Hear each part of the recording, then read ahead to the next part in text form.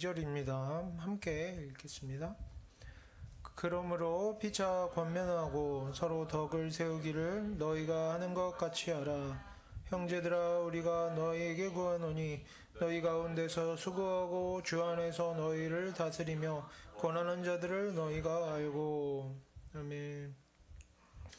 11절부터 보겠습니다. 11절 제가 다시 읽겠습니다. 그러므로 피차 권면하고 서로 덕을 세우기를 너희가 하는 것 같이 하라. 11절 이제 맨 앞에 보면 그러므로 라고 하면서 앞에 본문들하고 연결을 시키고 있습니다. 그래서 여기서 피차 권면하고 덕을 세우라는 것은 뭐가 되겠습니까? 예.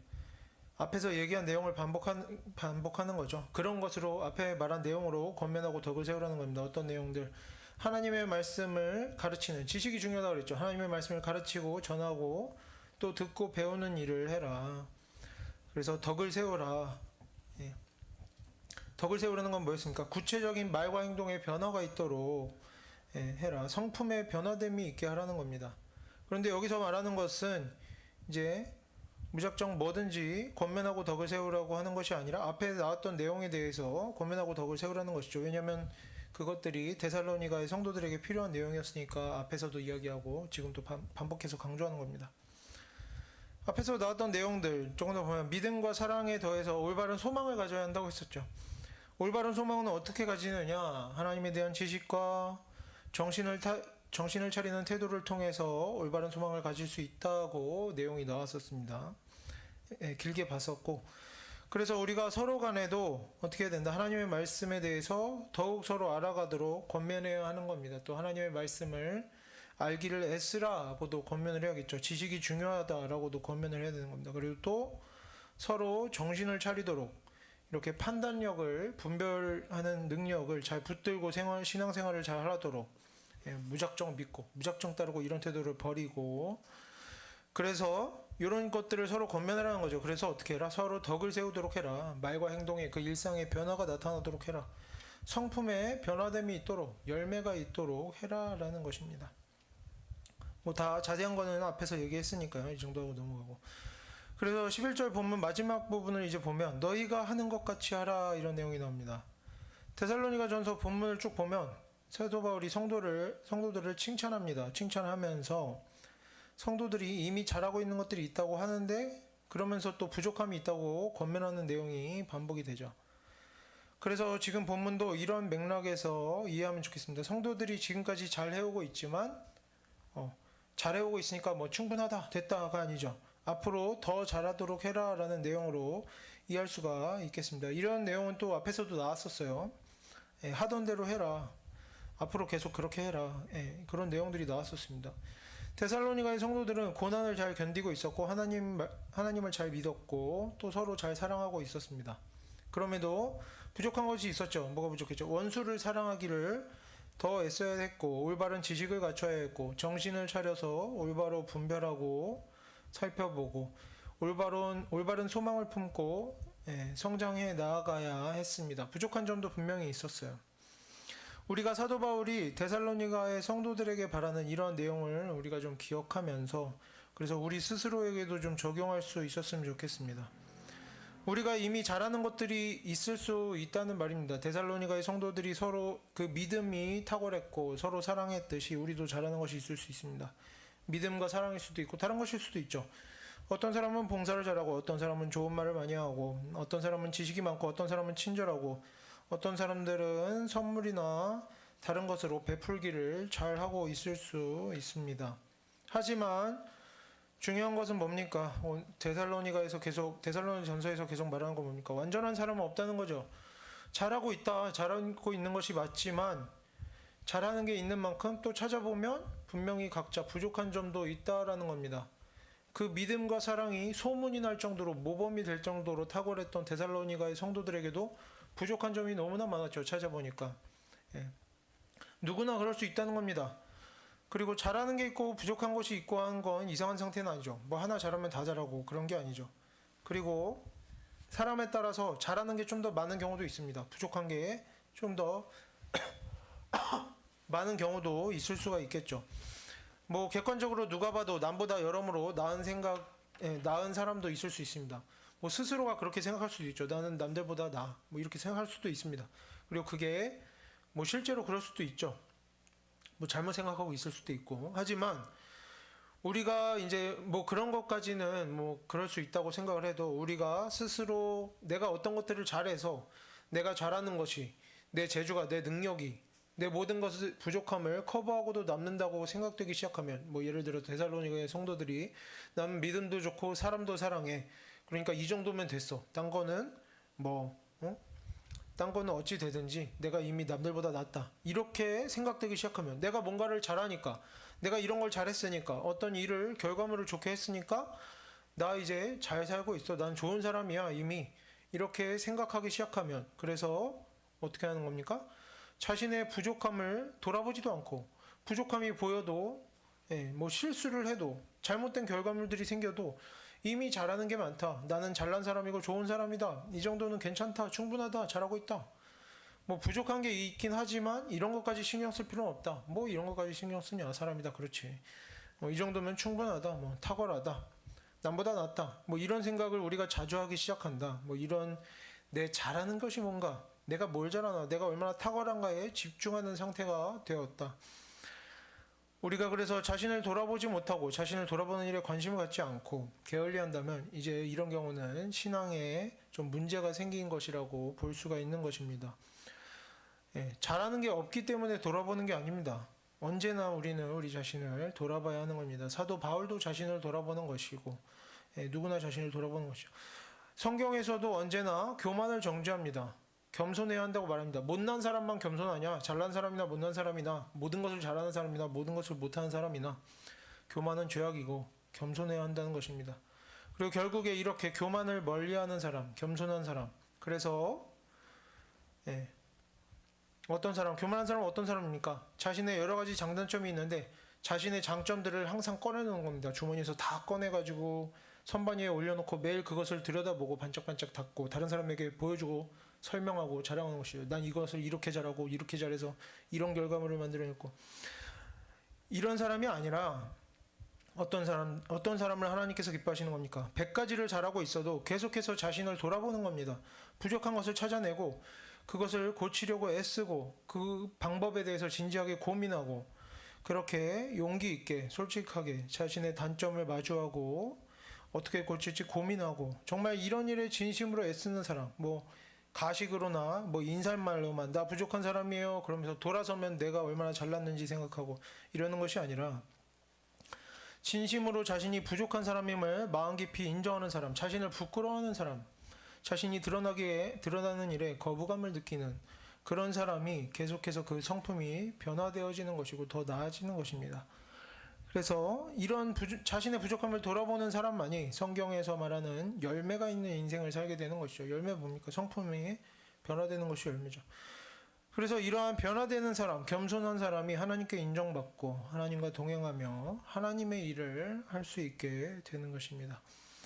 그래서 이제부터는 우리가 지금 이미 너무나 신앙생활을 잘하고 있고 모든 일을 성공적으로 잘하고 있을지라도 우리가 심지어 주변 모든 사람에게 칭찬받고 있다고 하더라도 뭔가 내가 잘하고 이미 잘 되고 있는 것은 우리가 어떻게 하면 되겠습니까? 내 것이 아닌 것으로 여겨야 하겠습니다. 하나님께서 주신 선물로 알고 하나님께 감사하며 영광을 돌리도록 해야 하겠죠. 그리고 내가 이미 아무리 잘하고 있고 잘 살고 있다고 하더라도 주변 사람 다 나보다 못나 보인다고 하더라도 그래도 우리가 계속해서 완전한 하나님 앞에 나아가는 겁니다. 주변에 못난 사람과 나를 비교하는 것이 아니라 계속해서 하나님 말씀에 나를 비춰보고 하나님 앞에 나아가서 나를 돌아보면 우리가 얼마나 부족하겠습니까? 우리가 계속해서 자신의 부족함을 찾아내고 깨닫고 변화되어지려고 애쓰는 그런 겸손한 성도가 되기를 바랍니다. 그리고 우리가 그렇게 겸손한 모습으로 하나님 앞에 살아갈 때 우리가 하나님과 동행하며 하나님의 일을 하며 하나님의 역사하심을 경험하는 성도들이 될 것이라 믿습니다. 12절을 함께 읽어보겠습니다.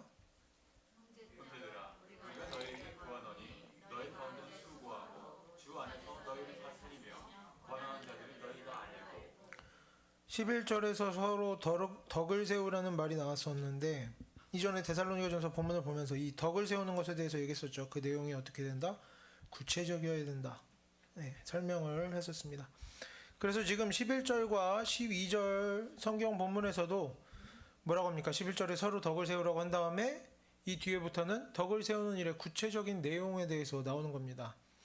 그래서 우리가 이제 다음 구절들을 보면서 12절 보면서 덕을 세우는 일의 구체적인 내용들, 이제 데살로니가의 성도들이 반드시 해야만 했던 그런 일들에 대해 내용을 확인해 보도록 하겠습니다.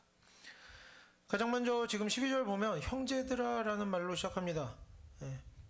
그리고 이 뒤로 12절부터는 사람과 사람 사이에 공동체 안에서 어떻게 말하고 어떻게 행동하는지에 대한 구체적인 지침들이 나옵니다. 그래서 우리가 이 모든 덕을 세우는 교훈들에 대한 내용을 살펴보기 전에 우리가 가장 먼저는 하나님 안에서 함께하는 형제로서 내가 하나님께 부르심을 받았다는 사실을 좀 기억할 수 있었으면 좋겠습니다. 하나님 없이 살아가는 사람들은 어떻게 합니까? 공동체로 부르심을 받았다는 것을 이해하지 못합니다. 하나님 없이 살아가는 사람들은 오직 그냥 자기 자신으로서만 살아가는 것이죠. 무슨 얘기냐? 자기 경험, 자기 판단, 자기 기준을 중요하게 생각합니다. 자기 감정, 자기 느낌이 중요하죠. 그래서 남에게 피해를 주고 모욕을 하고 불편을 끼치면서도 뭐라고 하는 겁니까? 나는 이렇게 살아왔다. 난 좋은 마음으로 했다. 좋은 뜻으로 했다. 난 최선을 다했다. 나는 잘해주었다 하는 식의 태도를 가지는 겁니다. 여기에는 아무런 거짓도 없고 문제도 없습니다. 왜? 나는 내 기준에서 정말 좋은 마음으로 좋은 태도로 한 거니까, 잘해준 거니까. 상대방이 모욕감을 느꼈느냐, 불편함을 느꼈느냐, 관심 없는 거죠. 그게 중요한 게 아닙니다. 내가 얼마나 잘했냐가 중요한 거죠. 왜? 나는 나 혼자 살아가는 사람이니까. 거리낌 없이 사는 겁니다. 하나님 없이 살아가는 사람들은 이렇게 산다는 거죠. 상대방의 반응에 신경 쓰지 않습니다. 이렇게 스스로 자신을 돌아볼 때 어떤 말이나 행동을 나쁜 마음으로 한 것이 아니라 정말 좋은 마음으로 열심히 최선을 다해서 자신의 양심에 비춰봤을 때 스스로 내 양심에 부끄러움이 없다, 성심성의껏 했다고 한다면 다른 사람들이 그것에 대해서 불편해하고 싫어하고 모욕감을 느껴도 어떻게 한다는 겁니까? 미안함을 느끼지 않습니다. 오히려 상대방의 태도에 불만을 품죠. 왜 저 사람은 내가 잘해줘도 싫어해? 라는 거 생각하고, 자신에 대해서는 어떻게 합니까? 주변 사람들이 나 때문에 불편해하고 싫어하고 모욕감을 느껴도 스스로는 떳떳해하고 자랑스러워하는 것이죠. 하지만 하나님께서 우리를 부르신 부르심은 그런 모양이 아니라는 겁니다. 우리가 가져야 하는 믿음과 사랑은 그런 것이 아니라는 거죠. 내 사랑을 쏟아주기만 하면 그것이 괜찮은 것이 되는 것이 아니란 말입니다. 우리의 신앙은 말과 행동으로, 덕을 세우는 모습으로, 구체적인 모습으로 드러나야 하는데 그 기준이 무엇이냐? 언제나 내 경험, 내 마음, 내 생각이 아니라는 거죠. 하나님 말씀이 언제나 기준이 되어야 한다는 것입니다. 그래서 지식이 중요한 것이고, 그래서 헤아려 보는, 분별하는 맑은 정신이 그래서 중요한 겁니다. 내 자신에게서 벗어나서 객관적인 시선을 유지해야 된다는 거죠. 우리가 올바른 지식을 가지고 내가 좋게 여기는 것이라도, 내가 잘하고 내가 선하게 여기고 내가 좋게 여기는 것이라도 우리가 올바른 지식을 가지고 그것을 분별해야 되는 겁니다. 하나님 말씀에 벗어나 있다면 내가 보기에 좋아도, 내가 하기에 느낌이, 기분이 괜찮아도 하나님 말씀에 벗어나 있다면 문제가 있는 것이다. 내가 중요하게 여기는 것이라도 하나님 말씀에 언급되어 있지 않은 것이라면 버려야 하는 거죠. 쓸데없는 겁니다. 내가 불쾌해하는 것이라도 하나님 말씀에 합당한 것이면 받아들여야 한다라는 것이죠. 이런 식의 올바른 분별을 우리가 할 수 있어야 되는 겁니다. 그러기 위해서 무엇이 필요하다? 올바른 지식이 필요하고 항상 정신을 차리는 그런 마음이 필요한 겁니다. 우리 모두가 각자 다른 성향, 다른 생각을 가지고 살아갑니다. 서로 다른 기준으로 살아가죠. 하지만 세상 사람들 마냥 서로 다르다고, 그리고 내가 하는 말이나 행동이 불법이나 범죄는 아니라고, 그런 다름을 다 인정하고 인정받으려고 하는 것이 아니라, 난 원래 이래 라고 하는 것이 아니라, 우리 모두에게는 언제나 하나님 말씀이 기준이 되어야 하는 것입니다.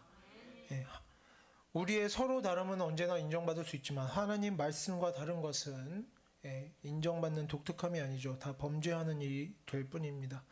그리고 이렇게 하나님 말씀으로 기준으로 삼는 하나님 말씀을 기준으로 삼는 믿음을 가진 사람들, 하나님을 믿는다고 말하는 사람들, 하나님 말씀에 대한 지식이 있는 사람들, 모든 것을 하나님 말씀에 대한 지식을 기준으로 분별하고 판단하는 사람들이 함께 모일 때 그 모임이 하나님께서 기뻐하시는 공동체가 되는 겁니다. 이것을 뭐라고 그러니까 형제들이 되고 교회라고 또 부르는 것입니다.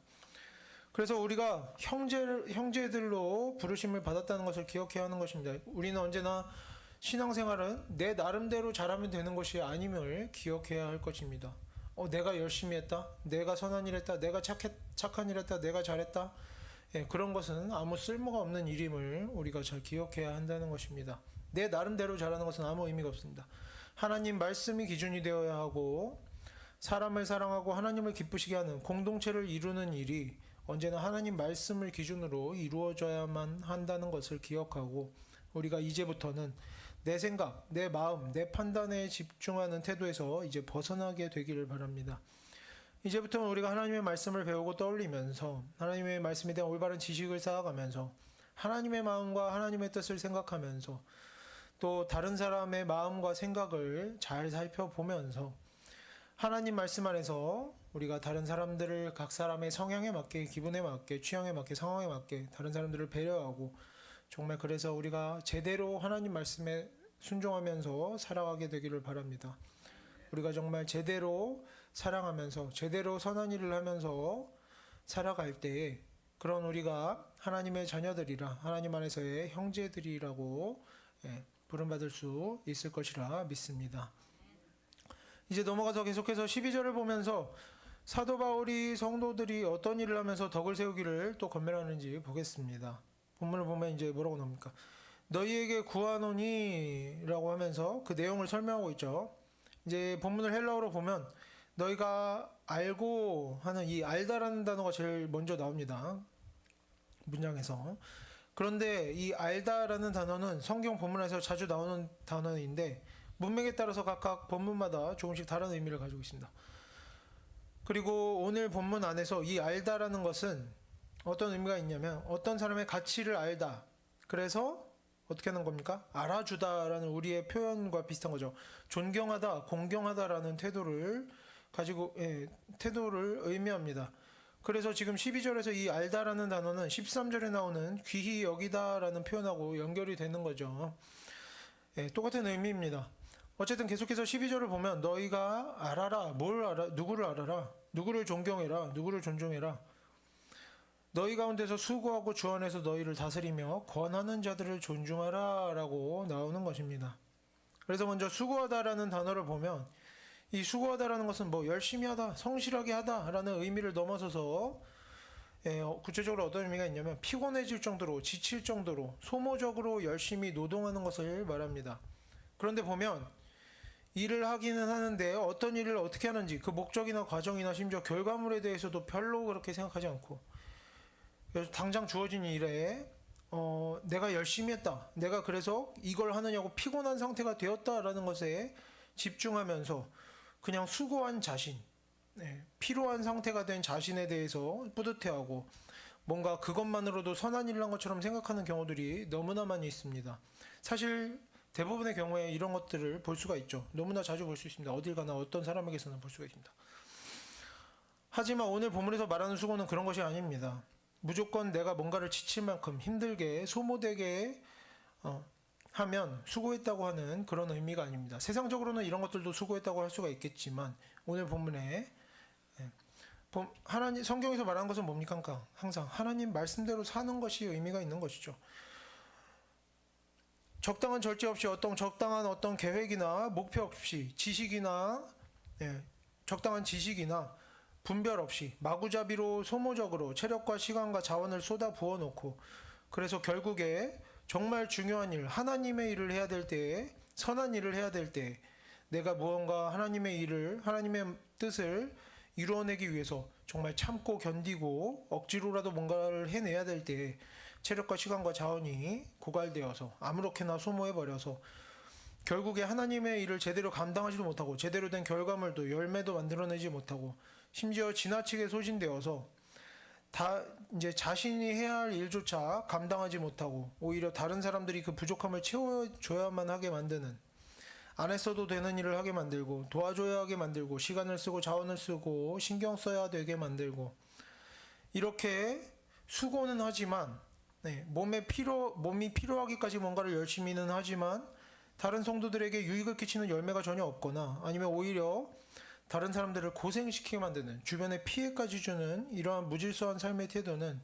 지금 본문에서 말하는 어떤 교회 지도자로서의 어떤 능력과 자격, 그런 수고하는 일과는 아무 상관이 없는 것으로 봐야 하겠습니다.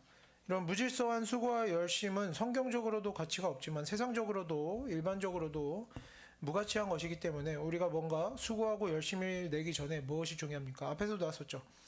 올바른 지식을 갖추는, 내가 어떤 일을 하겠다. 그 일에 대한 올바른 지식을 갖추는 것이 중요하고, 일을 어떻게 할 것인가, 이 일을 할 것인가 말 것인가, 가치가 있는가 없는가, 이런 분별하는 것이 더 중요한 겁니다.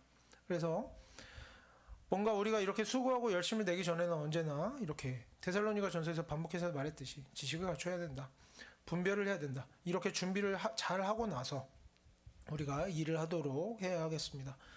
물론 뭔가를 잘 모를 때 뭐 찾아보고 아무리 알아보고 공부해봐도 아무것도 알 수가 없는 경우들도 있습니다. 뭔가 처음 할 때에는 그렇게 준비를 아무리 잘 했어도 어떻게 위험을 감수할 수밖에 없는 경우에는 뭐 실수를 하게 되는 경우도 있고 뭐 그런 경우들도 얼마든지 있을 수 있겠지만 이런 일들이 계속해서 반복된다면 나는 몰랐지 하는 낭비와 실수들이 반복되면서 준비를 부실하게 하고 필요한 지식을 갖추지 않고 그래서 괜히 수고하고 결과물은 엉망인 실패하는 이런 일들을 우리가 피하려고 애쓰는 것이 정말 하나님 말씀대로 사는 일이라고 할 수가 있는 것입니다. 하나님께서 주신 시간과 자원과 인생을 낭비하지 않고 진정으로 지혜롭게 성실하게 살아가는 하나님의 말씀에 순종하는 인생이 되려면 정말 뭔가를 위해서 열중하기 전에 수고하기 전에 지식을 갖추고 분별하고 이런 것들도 우리가 준비도 잘 해야 하겠습니다. 그리고 계속해서 본문에서 말하는 이 수고함이라는 것은 뭘 하든지 결과가 괜찮으면 수고함이 인정할 만하다고 해서는 안 되고 그 과정이나 결과물이나 모든 것들이 당연히 교회 공동체에 성경적인 의미에서 합당하고 유익이 되는 결과물을 만들어내는 수고라고 이해를 해야겠습니다.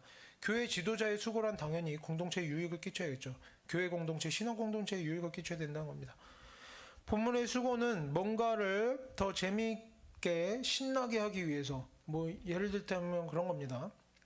교회 공동체를 위한 수고를 해야 되는데 뭐 재미를 찾고 뭔가 신나게 하기 위해서 그냥 재미 보기 위해서 흥미 위주로 더 좋은 거 먹기 위해서 더 몸 편하게 놀고 쉬기 위해서 돈을 아끼기 위해서 뭐 그 외에도 다른 어떤 세상적인 욕심들을 채우고 세상적으로 좋은 일들을 이루어내기 위해서 하는 수고들이 오늘 본문에서 말하는 수고가 아니라는 겁니다.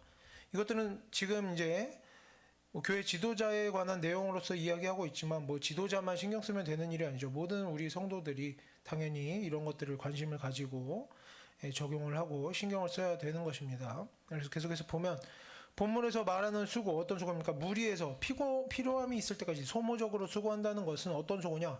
그냥 뭔가 뭐든 상관없이 뭔가를 짐 빠지게 하면 좋겠다라는 말이 아니라 뭡니까?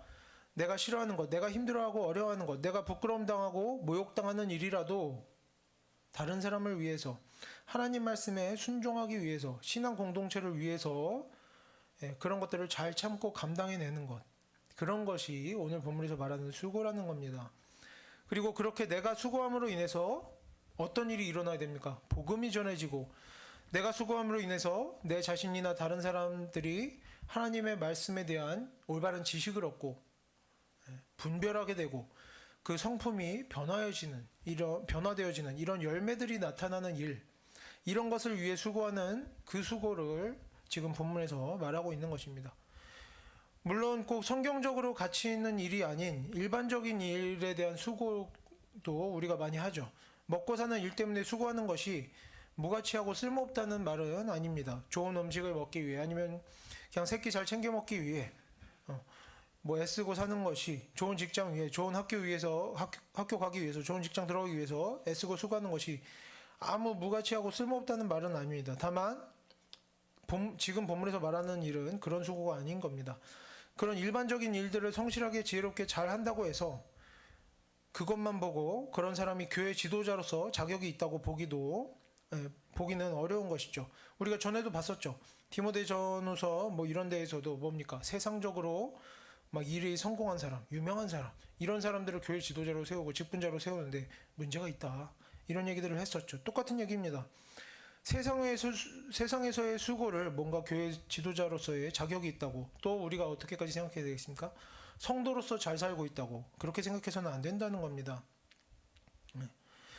마찬가지로 지금 본문은 교회 지도자 리더십에 대해서 설명하고 있기 때문에, 또 크게 봤을 때는 하나님을 믿는 자들의 인생에 대해서 설명하고 있기 때문에 우리가 이런 맥락 안에서 성경 본문을 잘 이해해야 하는 것입니다. 그래서 교회 지도자나 교회 지도자, 오늘 본문에 보면 성도들에게 존경받을 자격이 있는 교회 지도자는 이런 것을 이루어내야 하는 사람인 것이고, 성도들도 당연히 어떻습니까? 이런 일들을 추구하면서 나아가야 하는 것이죠. 우리가 무엇을 추구해야 되느냐? 이런 수고함이 있어야 된다는 겁니다. 내가 적당히 하고 끝나는 그런 것이 아니라 때때로 필요하다면 정말 모욕적인 것도 고통스러운 것도 참고 견뎌내면서 하나님의 뜻을 이루어낼 줄 아는 사람이 되어야 한다는 것이죠. 하나님 말씀에 순종하면서, 그리고 교회 지도자로서 또 성도로서 자신의 역할을 잘 감당해내기 위해서 힘들고 싫고 모욕적인 일들, 더러운 일들, 마음 아픈 일들도 참고 견디면서 수고할 줄 아는 사람이 되어야 한다는 것입니다. 그리고 이제 다음으로 본문을 보면 또 이렇게 나옵니다. 주 안에서 성도들을 다스리는 사람이어야 한다라고 나옵니다. 이 다스린다는 것은 뭐냐? 헬라어로 보면 이 단어는 원래, 이제 다스린다는 단어는 헬라어로 보면 앞에 서다라는 의미를 가진 단어입니다. 그리고 이 앞에 서다라는 의미에서 어떤 의미가 발생되느냐? 앞서가는 것. 예를 들면 가장 쉽게는 뭐 이런 거죠. 전쟁터에서 가서 싸우라가 아니라 앞서 나가는 사람을 말하는 겁니다. 이것이 다스림이에요. 그래서 앞서가는 사람, 어떤 사람을 말합니까? 어려움과 아픔을 먼저 감당하는 사람, 따르는 사람들을 보호하고 보살피고 돌보고 그들에 대해서 책임지는 사람, 잘 지도하고 관리하고 이런 것들을 잘 감당하는 것, 이런 의미들이 이 다스리다라는 단어가 포함하고 있는 의미들입니다. 이건 역시 교회 지도자가 갖춰야 될 자격이고 성도들이 또 추구하고 배워가야 할 삶의 태도인 것이죠. 신앙생활의 태도인 것입니다. 그래서 이 다스리다라는 단어는 권위도 포함이 되어 있어요. 뒤에서 따라오는 사람들이 잘 따라줘야 앞에서 열심히 일할 수가 있는 게 아니겠습니까? 권위도 있지만 또 뭐도 있습니까? 책임, 돌봄, 관심, 이런 의미들을 다 포함하고 있습니다. 교회에서 이렇게 다스리는 자라는 것은 자신의 힘이나 능력이나 지혜로 하나님에 대한 올바른 지식과 그 지식을 통한 올바른 분별로 공동체가 바른 길을 갈 수 있도록 지도해주는 사람이어야 하는 것입니다. 또 자신이 리더로 있는 동안 다른 사람들의 잘못과 실수와 고통과 어려움을 모른 척하지 않고 다 책임지고 감당하려고 애써야 하는 사람이 되어야 하는 것입니다. 그리고 지도자뿐만 아니라 모든 성도들이 이제 다른 사람들을 사랑한다라고 할 때에는 이런 자세를 보여주어야 하는 것이죠. 우리가 이 부분을 보면서 교회 리더십에 대해서 또 성도가 가져야 하는 신앙생활의 어떤 삶의 태도에 대해서 우리가 생각해 봤으면 좋겠습니다. 세상의 리더십은, 그리고 세상에서 말하는 자아실현 같은 것들은 어떻게든 경쟁에서 이겨서 뭐라고 합니까? 자리를 차지하는 것이 중요하죠. 자리를 차지하고. 자리를 차지하면 어떻게 됩니까? 좋은 것은 다 내가 누리고 안 좋은 것은 다 다른 사람에게 떠넘길 수 있고, 자신의 평판을 위해서 또 적당히 좋은 일도 해가면서 어떻게 수고할 필요가 없죠. 적당히 내 감당할 만큼 적당히 좋은 일을 하면서 자기 욕심대로 사는 그런 모습인 경우가 세상적으로 너무나 많다는 것입니다. 하지만 성경에서 말하는 리더십은 그런 것이 아니다. 대접받고 자기 마음대로 하고 자기 욕심 채우는 자리가 아니라는 것입니다. 권위도 있어야 하지만 권위는 도구입니다. 목적이 아니에요. 내가 누리고 즐기는 나의 특권이 아닌 겁니다. 권위는 어떤 자리를 차지하면 저절로 얻어져야만 하는 보상 같은 것이 아니란 말입니다. 내가 사람들에게 주장할 수 있는 것이 아니에요. 내가 리더십으로서 아니면 성도로서 어떤 일을 하면서 필요한 도구로서 사용하는 겁니다. 따라줘야 일을 하지 않겠느냐, 이런 거죠. 다른 성경을 보면 직분자, 장로, 목회자의 자격에 대해 많은 내용이 나와 있는데 앞에서 많이 나왔었죠. 디모데전서, 디도서 보면서 성경에서 리더십은 보면 공통적입니다. 설명하는 게 항상 공통적이에요. 뭐라고 합니까? 남들보다 탁월한 능력으로 하나님의 말씀에 대한 지식으로 어떻게 다른 사람들을 올바로 가르치고 건면하고 인도해야 한다는 것입니다. 하나님께서 주신 능력으로 하나님께서 심지어 뭐 별 탁월한 능력이 없어도 좋은 자리를 주셨으면 지도자의 자리를 주셨으면 어떻게 된다? 책임을 져야 된다는 겁니다.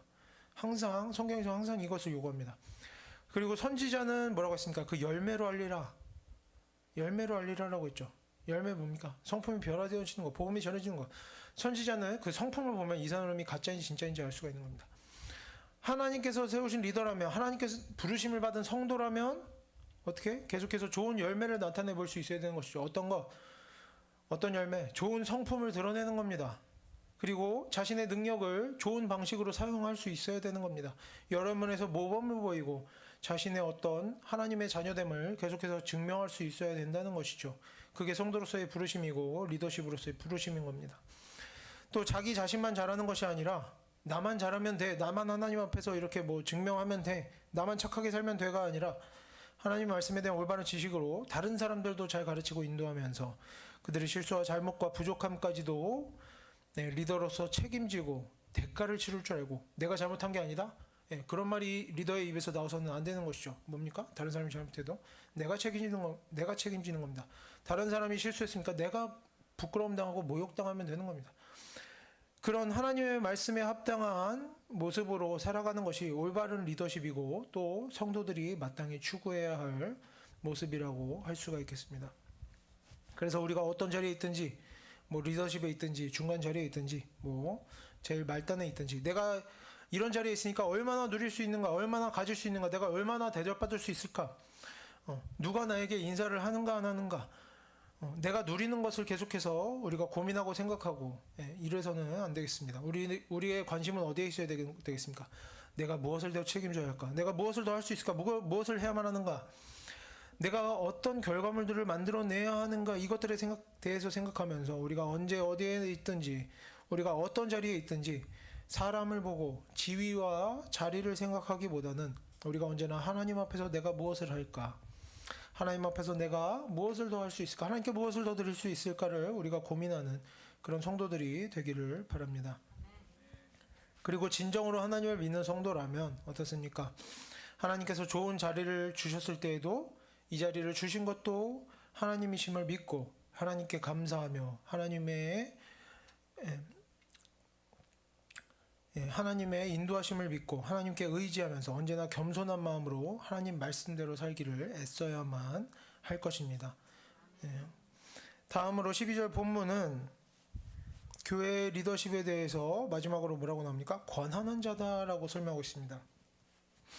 이것은 이제 다른 성경 본문에서 어떻게 번역되냐면 권면입니다. 똑같은 단어입니다.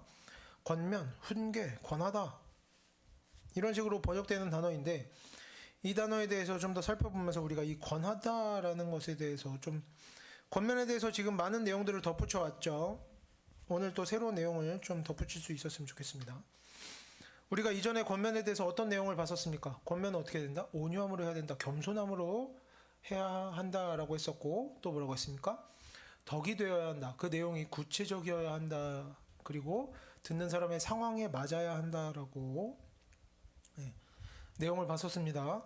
그리고 오늘 내용은 좀 더 추가적인 내용을 보려고 하는데 한 번에 그런 것들을 다 볼 수 없으니까 이렇게 조금씩 보는 겁니다. 지금 본문에서 이 권하다라고 번역되는 단어 그리고 다른 성경에서도 권면, 권하다, 뭐 훈계하다 이렇게 번역되는 단어를 보면 이 단어의 어원을 오늘은 좀 보겠습니다. 이 단어의 어원을 보면 마음이라는 단어와 노타라는 단어가 합쳐져 있습니다. 본래의 뜻은 뭡니까? 어떤 사람의 마음에, 어떤 대상의 마음에 무언가를 놓다라는 뜻이 됩니다. 이런 원래 뜻을 가지고 우리가 권면의 의미에 대해서 좀 더 깊이 이해할 수 있었으면 좋겠습니다.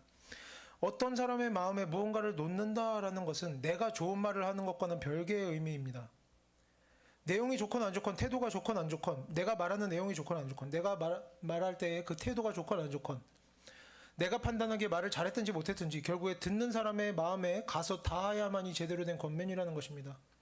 물론 우리가 올바른 권면을 한다고 정말 마음에 가 닿을 만한 올바른 권면을 한다고 모든 사람이 그것을 귀담아 듣고 성품에 변화됨이 있고 열매가 나타난다라는 말은 아닙니다. 저 사람이 잘 듣고 변화되면 내가 제대로 권면한 것이고 잘 안 듣는다면 내가 권면 못한 것이고 이런 말은 아니죠. 결과를 통해 분별하라는 말은 아닙니다. 그 사람의 마음에 감동이 있어야 내가 제대로 권면했다. 이게 아닙니다. 어떤 사람들은 실제로 이렇습니다. 마음이 악하고 너무나 교만해서 하나님 말씀에 어긋나는 일에 대해서 하나님 말씀을 가지고 그것은 잘못된 것이다. 하나님의 말씀에 어긋난다라고 아무리 적절하게 적당하게 권면을 해도 듣지 않는 사람들은 어디서나 분명히 있습니다. 하지만 이런 문제는 나중이라는 거죠. 듣는 사람이 잘 들었느냐 마느냐, 결과가 좋으냐 안 좋으냐, 열매가 있느냐 없느냐는 나중 문제라는 겁니다. 그보다 중요한 건 뭡니까? 여기서 말하는 건 뭡니까? 권면하는 사람의 태도에 대해서 말하는 겁니다. 권하는 자라는 것은 이 태도에 대해서 말하는 겁니다. 제대로 권면을 해야 그 후에야 그 권면을 상대방이 들었는가 듣지 않았는가, 듣는 사람의 마음이 교만한가 겸손한가, 이런 것들은 그 다음의 문제라는 겁니다. 제대로 된 태도로 권면을 하고 난 후에야 말할 수 있는 문제라는 거죠. 애초에 권면을 엉망으로 하면 어떻게 합니까? 성경에서 말하는 권면이 아니죠. 그건 이미 하나님의 말씀에 불순종하는 죄인 겁니다. 애초에 권면도 아니고, 그렇게 말하는 사람이 잘못된 말, 하나님의 말씀에 비춰봤을 때 죄가 되는 말을 했다면 착하고 겸손한 사람도 얼마든지 그것을 듣지 않을 수가 있는 겁니다. 그 말을 듣지 않는다고 해서 그것이 잘못된 일이라고 말할 수도 없는 거죠. 내가 내용은 하나님의 말씀에 적합하게 하지만 교만한 태도로, 정죄하는 태도로 말했을 때 상대방이 듣지 않는다. 겸손한 사람도 듣지 않을 수 있습니다. 착하고 믿음이 좋고 사랑이 많은 사람도 얼마든지 듣지 않을 수 있는 겁니다. 왜? 그 말 자체가 뭐 내용이 아무리 올바르다 해도 태도 자체가 문제가 있기 때문이죠. 그래서 어떤 권면이 제대로 된 권면이냐? 그래서 어원을 살펴본 겁니다. 다른 사람의 마음에 무언가를 놓는 권면이 제대로 된 권면이라는 겁니다. 상대방의 마음에 가서 닿도록 하는 권면이어야 그 이후에 내용이 제대로 됐느냐, 상대방이 제대로 들었느냐 안 들었느냐, 듣고 변화가 되느냐 안 되느냐, 열매가 있느냐 없느냐, 이런 문제에 대해서 생각해 볼 수가 있다는 겁니다. 그래서 제대로 된 권면을 하는 사람의 태도는 어떤 태도입니까? 듣는 사람에 대해 집중하는 태도입니다. 듣는 사람의 경험과 기분과 상대방의 관심과 취향을 살펴봐야 하는 것입니다. 상대방이 들을 만한 내용을, 상대방이 들을 만한 태도로, 상대방이 들을 만한 때에, 상대방이 들을 만한 말로 전하는 것입니다. 그 이후에 듣고 듣지 않음이 있는 거지, 뭐 상대방이 듣지 않아서 어째서 저 사람이 교만하고, 이런 건 내가 잘 전했을 때 이렇게 정말 상대방의 어떤 관심과 취향과 상태를 살펴보고 그에 맞추어 전하고 나서야 할 수 있는 말이라는 겁니다. 결국에 어떤 이유로든 이 권면이 실패하고 좋은 결과, 성품의 변화를 만들어내지 못할지라도 나중 문제다. 권면하는 말을 하는 사람은 기본적으로 이 말이, 이 내용이, 이런 태도가 상대방에게 어떻게 해야 받아들여질 수 있을까를 고민해야 하는 겁니다. 그래서 듣는 사람에게 언제나 적당한 말을 찾아서 해야만이 하나님께서 기뻐하시는, 하나님께서 옳다 여기시는 하나님의 말씀에 나오는 권면이라고 부를 수가 있는 것이죠. 내가 좋은 말 했느냐, 내가 많이 아느냐, 내가 지식이 많으냐, 내가 경험이 많으냐, 내가 사회적으로 성공했느냐, 내가 저 사람보다 윗사람이냐, 내가 권위가 있느냐, 내가 지위가 높으냐, 내가 힘이 센가, 내가 능력이 많은가, 내가 착한가, 내가 칭찬받는 사람인가, 이런 자기 자신을 기준으로 삼고 내가 이런 사람이니까 나 이런 말 해도 돼, 나 그러니까 권면할 거야, 이렇게 말할 거야, 이런 말 할 수 있어, 권리가 있어, 정당성이 있어 하면서 그런 자신을 기준으로 삼고 자신이 갖춘 것들을 기반으로 해서 그냥 내 마음대로 쏟아놓은, 일방적으로 쏟아내는 말들은 성경에서 말하는 권면이 절대로 아니고 당연히 좋은 열매를 기대하기도 어려운 것이죠. 심지어 그러한 잘못된 태도로 하나님의 말씀을 전한다고 한다면 이것은 뭡니까? 하나님의 말씀을, 그리고 하나님을 욕되게 하는 것입니다. 십계명에 뭐라고 합니까? 하나님의 이름을 망령되이 일컫는 자가 되는 것이죠. 하나님 앞에서 범죄하는 일이 되는 것입니다. 이렇게 전했어도 결과가 좋았어, 뭐 전에 다 말했죠. 좋을 수도 있습니다. 하나님의 은혜로 좋을 수도 있지만 그렇다고 우리의 말이 죄가 되지 않는 것이 아니라는 것. 우리는 언제나 우리가 권면할 때에는 이 내 권면하는 태도에 대해서 생각을 해봐야 되는 겁니다. 우리가 모두 성경을 잘 읽고 잘 듣고 배우고 난 후에는 때때로 필요하다면 권면을 하는 경우가 얼마든지 있을 수 있죠. 그런데 우리가 권면을 할 때에도 마찬가지고 들을 때에도 마찬가지입니다. 권면을 하거나 들을 때 이전에 봤던 내용들, 권면하는 태도가 어떤 기준으로 이 권면을 분별해야 되겠습니까? 내 입에서 나가든지 내 귀로 들어오든지. 권면하는 태도가 겸손한가? 권면하는 내용이 성경 하나님의 말씀에 합당한가? 권면하는 내용이 구체적이고 현실적인가 하는 내용들에 더해서 오늘 또 뭐가 추가됩니까? 내가 말하거나 내가 듣는 권면이 정말 듣는 사람이 들을 만한 그런 준비가 된 권면인가, 그런 모습으로 전해지고 있는가를 우리가 살펴보고 분별할 수 있어야 하는 것입니다. 그래서 우리가 권면을 하거나 들을 때에 이 권면이 하나님의 말씀에 합당한 권면인지 아닌지를 이 성경을 기준으로 구분을 하고, 또 우리 자신은 또 무엇을 했어야 되겠습니까? 하나님의 말씀에 합당한 권면을 하기 위해서 우리 자신을 돌아보면서 내가 정말 상대방을 충분히, 상대방의 어떤 것들을 고려하였는가, 이런 것들을 우리 자신을 돌아보고 생각해보고 부족한 것들을 고쳐가면서 더 잘하려고 애써가면서, 하나님의 또 한편으로는 하나님의 말씀에 합당하지 않은 권면들이 우리에게 들어올 때 그것들을 잘 분별해내야 되겠습니다. 불필요하게 그래서 우리의 마음을 상하게 만들고 내가 하던 일에서 활력을 잃게 만들고 우리의 마음과 생각을 혼란스럽게 흔드는 말을 우리가 멀리하고 뿌리치고 분별할 수 있어야 하겠습니다. 그래서 우리가 언제나 건강한 마음과 건강한 정신으로 정말 올바른 분별을 해가면서 하나님의 일을 잘 감당하면서 살아가는 성도들이 되기를 바랍니다. 오늘 우리가 그래서 이렇게 본문을 보면서 성도들이 지도자를 존경해야 하는데, 지도자는 여기서 말하는 지도자란 뭐였습니까? 어떤 지위, 어떤 자리를 이야기하는 것이 아니었습니다. 어떤 일을 하는 사람이었죠. 어떤 일을 하는 사람이었습니까? 수고하는 사람, 다스리는 사람, 권하는 사람이었습니다. 그래서 리더십이나 이제 모든 성도들은 이렇게 수고하고 다스리고 권하는 데 있어서 올바른 모습을 추구하며 살아가야 한다는 것이죠. 리더십은 당연히 이런 자격들을 갖춰야 되는 것이고.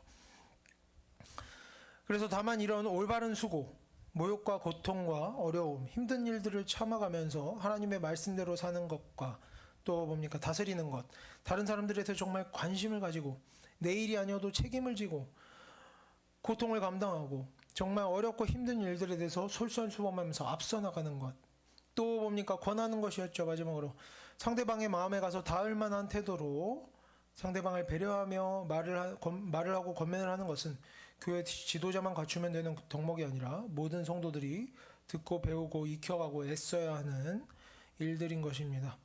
그래서 이 모든 것들을 다 잘하면 지도자로서 자격이 있다라는 것이지, 이것들을 성도들에겐 필요가 없고 지도자에게만 해당된다, 이런 것이 아니라는 거죠. 그래서 우리가 오늘 살펴본 내용들, 수고하고 다스리고 권하는 일에 대해서 내가 정말 제대로 하고 있는가, 내가 나에게 어떤 것이 부족한가를 돌아보면서, 내가 사실 수고한다고 하지만, 다스린다고 하지만, 권한다고 하지만 하나님의 말씀대로 살고 있지 못하고 잘못된 태도로 하고 있는 것이 있지는 않은가, 좀 우리가 살펴보고 발견하고 변화되어질 수 있는 기회가 주어졌으면 좋겠습니다. 그리고 우리가 하나님 말씀에 비추어 보면서 우리의 자신의 부족함을 발견하고 하나님 안에서 우리의 성품에, 우리의 태도에 변화가 나타나기 시작한다면, 우리가 어디서 무엇을 하든지 간에 하나님께서 연약하고 부족한 우리들을 또 반드시 이 땅에 선지자로 세우시고 우리를 통해서 하나님의 말씀이 전해지도록 하시고, 우리가 권하는 일을 감당하도록 하시고, 다스리고 수고하는 일을 감당할 수 있도록 하시고, 그래서 우리를 통해서 우리 자신뿐만 아니라 다른 사람들의 성품까지 변화되어지도록 하시고 복음이 전해지도록 하시는, 우리를 그런 열매 맺는 인생으로 하나님께서 반드시 인도해 주실 것이라 믿습니다. 그래서 우리 모두가 하나님의 말씀에 순종하면서 살아가고 정말 내 기준, 내 생각 버리고 하나님 말씀대로 살아가면서 그 안에서 하나님의 일하심을 경험하고 복음이 전해지고 성품이 변화되어져 가는 그런 열매들을 우리가 평생에 계속해서 누리면서 살아가는 그런 하나님의 자녀들이 되기를 바랍니다. 함께